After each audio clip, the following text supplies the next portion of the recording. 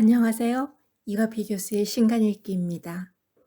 오늘 볼 책의 제목은 나의 뇌, 최완섭, 이영미 지음, 북랩에서 23년 4월 12일에 발행하였습니다. 이 책을 선택한 이유는 뇌와 관련되어서 매우 실용적인 아이디어를 얻을 수 있겠다고 생각을 했습니다. 이 책은 3부로 이루어져 있고 각 부에는 매우 흥미로운 제목을 가진 짧은 글들이 들어 있습니다. 각 부에서 몇 가지 글을 골라 여러분께 전달하려고 하는데요. 제1부 뇌의 건축학 개론. 첫 번째 글의 제목은 우주와 인간의 뇌는 닮았을까입니다. 뇌신경망과 우주에서 물질이 분포하는 모습을 나타내는 우주망을 정량적으로 분석하는 연구에서 뇌 구조가 우주의 은하계의 구조와 매우 닮은 것을 발견하였다. 책을 보면 쥐의 뇌에 있는 뉴런 연결 사진과 우주의 물질이 분포된 사진이 나란히 나와 있는데요. 둘을 구분하기 어렵습니다. 다음은 청소년은 25세까지일까? 라는 제목의 글을 보겠습니다. 임신 5주가 되면 첫 번째 신경세포가 뉴런과 신경교세포로 분열을 하면서 하나의 개체로 분화되기 시작한다. 이때부터 분당 최대 25만 개의 뉴런이 뇌에서 생성된다고 추정한다. 임신 8주가 되면 뇌에서 전기적 활동이 시작되어 태아가 자발적으로 움직일 수 있게 된다. 이후 임신 말기가 되면 대뇌 피질이 빠르게 발달하고 먹고 자고 호흡하는 것과 같은 기본 기능을 제어하는 뇌의 부분은 거의 다 형성되어 있다.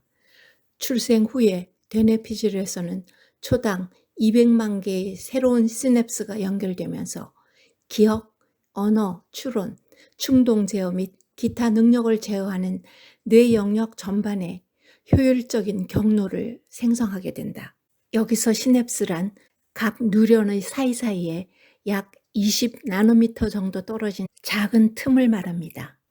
출생 후 3년 동안은 신경회로가 가장 유연해서 놀라운 속도로 정보를 흡수하고 처리할 수 있다. 그러나 3세가 지나면 시냅스 연결은 극적으로 느려지기 시작한다. 그리고 새로운 시냅스 연결을 형성하는 데에는 점점 더 노력이 필요하게 된다. 13살이 되면 뇌는 완전한 크기에 도달하지만 동시에 대대적인 내부 리모델링 과정으로 이어진다. 즉, 사춘기에는 자기도 자기 마음을 모르겠다고 하는 청소년들이 많지요. 그것은 전두엽에서 이러한 리모델링이 일어나기 때문이라고 우리 어른들은 이해하고 그 아이들의 감정을 읽어주고 인정하는 것이 가장 중요합니다. 그런데 이런 뇌의 리모델링이 25세가 되면 끝나게 된다. 여러분도 아시다시피 노벨상을 받게 된 업적의 연구는 대개 25세 이전에 나온 것이 많다는 통계도 있지요. 패턴을 식별하고 빠르게 수행하는 두뇌의 능력이 25세 이후에는 감소하지만 대신 지혜는 줄어들지 않고 계속해서 증가한다. 다음은 꿈이 선물한 최초의 신경 전달 물질이라는 제목인데요. 각 뉴런의 끝에 있는 시냅스라는 작은 틈을 건너서 신호를 전달하는 것을 신경 전달 물질이라고 하는데 최초로 이것을 발견한 과학자의 에피소드를 소개합니다. 1921년 레비라는 과학자는 뉴런 사이의 신호 전달을 연구하고 있었는데 어느 날 밤 꿈에서 실험을 시각화할 방법을 보았다. 그는 중간에 일어나 꿈에서 본 실험을 시각화할 방법을 메모하고 다시 잠을 잤다. 그러나 다시 깨어났을 때 그는 써놓은 메모를 읽을 수 없었다. 다음 날 밤 그는 다시 실험에 대한 꿈을 꾸었고 이번에는 꿈에서 깬 후 다시 자지 않고 바로 실험을 설계하였다.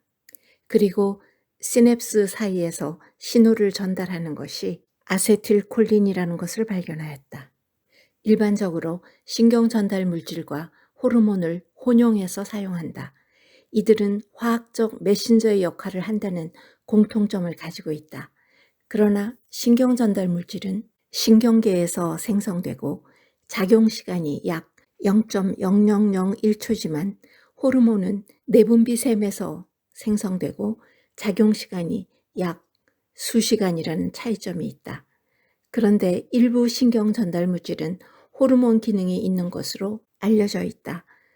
지금까지 100개 이상의 신경 전달 물질과 50개 이상의 호르몬이 확인되었으나 아직 얼마나 더 많은 신경 전달 물질과 호르몬이 존재하는지 정확히는 알지 못하고 있다.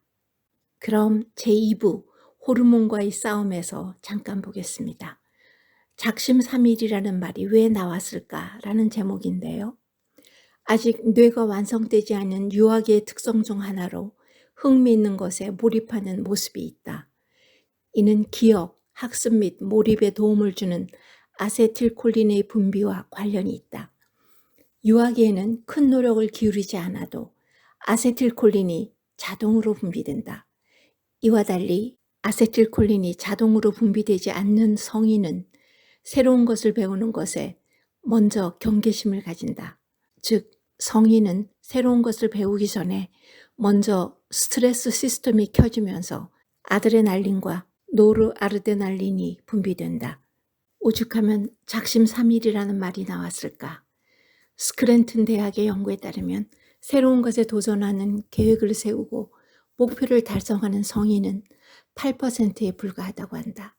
이들의 연구에 따르면 성인이 새로운 것에 도전할 때는 구체적인 목표를 먼저 설정하는 것이 필요하다. 그리고 그 구체적인 목표의 진행 상황을 측정할 수 있는 구체적인 기준이 있어야 하고, 또한 현실적으로 달성할 가능성이 크고 시간 제한의 요소가 있고 긴박감을 제공하여야 목표 달성의 가능성이 높아진다고 한다.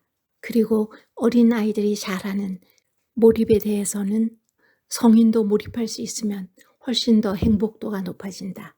이렇게 뇌의 몰입과 신경 가소성을 아세틸콜린의 생성을 위해서는 체내에서 아세틸콜린으로 합성되는 콜린이 필요하다. 소량의 콜린은 간에서 자체 합성하지만 필요량의 대부분은 달걀, 콩, 브로콜리, 연어, 대구, 소고기 같은 식품을 통해서 섭취하게 된다. 다음은 도파민을 이용해 소통하는 뇌의 보상회로라는 글입니다. 코로나19 확산 시기에 학생들이 학력 저하 문제가 대두되었다. 여기에 대해서 교사들은 약 65%가 학생의 자기주도적 학습 능력 여부 때문이라고 응답했다. 이렇게 바람직한 자기주도적 학습 능력은 외적 동기보다는 주로 내적 동기에 의해서 일어난다. 내적 동기란 활동이나 행동 그 자체에서 오는 만족과 즐거움과 같은 내적 보상 때문에 무언가를 하는 능동적인 욕구를 의미한다. 이처럼 내적 보상은 뇌에서 일어나는 보이지 않는 보상이다. 즉, 도파민을 이용해서 소통하는 뇌 보상 회로의 차이라고 말할 수 있다. 도파민은 쾌락에도 관여하고 운동 회로에도 관여한다. 연구에 따르면 도파민은 목표에 가까워질수록 분비되고 기대하는 것이 이루어지리라고 예상될 때에 가장 많이 분비된다. 즉, 도파민의 분비량은 보상 자체보다는 보상에 대한 기대의 정도에 비례한다. 그리고 또 하나의 특징은 예측 불가능성이 없으면 도파민 분비는 낮아진다. 이처럼 도파민은 예측 불가능할수록 그 일이 자신과 관련성이 높을수록 그리고 기대의 정도가 높을수록 그 분비가 높아진다고 할 수 있다. 특수부대 훈련 과정에서 왜 교육생은 항상 춥고 젖어 있고 수면이 부족한 상태로 지내게 되는지 아십니까? 특히 수면 부족 교육생에게 휴식을 제공하지 않고 곧바로 찬물에 들어가게 해서 저체온증을 견디는 훈련을 시킨다.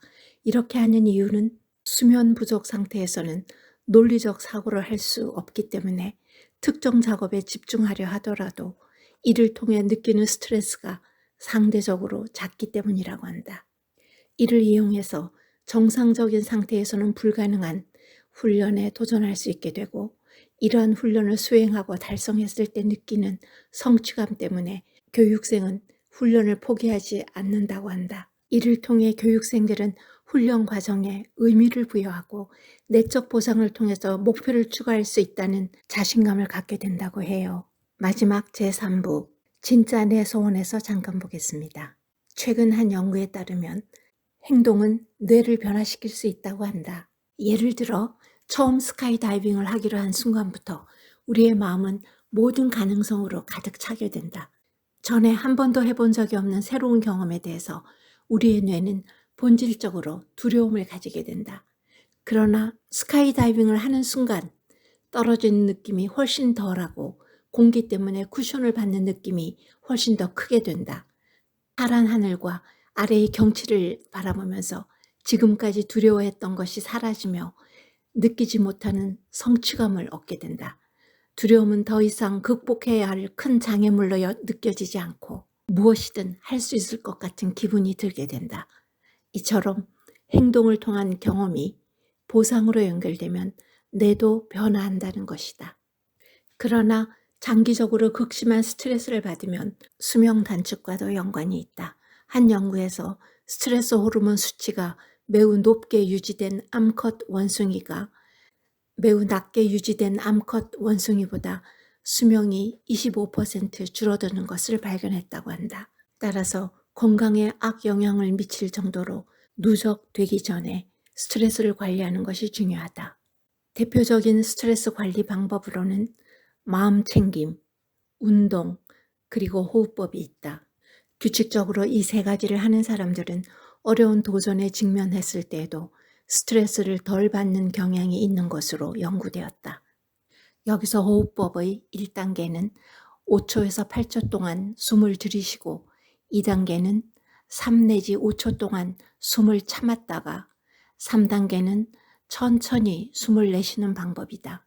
또한 자신만을 위한 시간을 갖고 좋아하는 일을 하고 스트레스를 받을 때는 먼 곳을 바라보는 것도 좋은 방법이다. 여러분, 우리의 뇌는 포도당을 유일한 에너지원으로 사용하는 것을 아시죠? 또한 하버드 의대 과학자들은 젊은 뇌로 돌아가는 두뇌 훈련 4단계를 발표하였다. 그 4단계는 간접 경험, 놀이, 좌뇌 운동, 우뇌 운동이다. 어른들도 놀 때는 열심히 그리고 즐겁게 놀아야 하고 좌뇌 운동은 패턴을 인식하는 연습을 통해서 할 수 있고 우뇌 운동은 새롭고 도전적인 활동을 통해서 할 수 있다. 지금까지 들으신 이야기에서 어떤 깨달음이 있으시다면 그것은 저의 보람이겠습니다. 감사합니다.